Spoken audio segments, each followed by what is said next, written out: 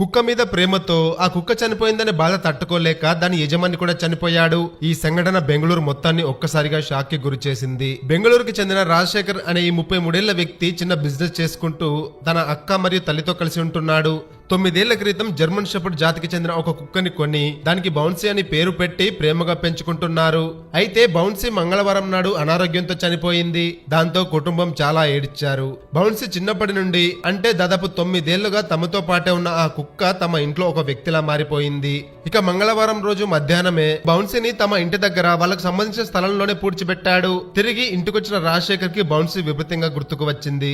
Bouncy లేదన్న విషయం రాజశేఖర్ జీర్ణించుకోలేకపోయాడు. ఆ రోజు సాయంత్రం భోజనం కూడా చేయలేదు. ఇక రాత్రంతా మనస్తాపంతో విపరీతంగా బాధపడుతున్న రాజశేఖర్ బుధవారం ఉదయాన్నే బౌన్సీని కట్టేసే గొలుసుతోనే తన ప్రాణాలు కూడా తీసుకున్నాడు. అయితే ఒక కుక్క పట్ల అంత ప్రేమ ఉండడం మంచి విషయమే, కానీ దానికోసం మన ప్రాణాలు తీసుకునేంత ప్రేమ పెంచుకోవడం సరికాదు.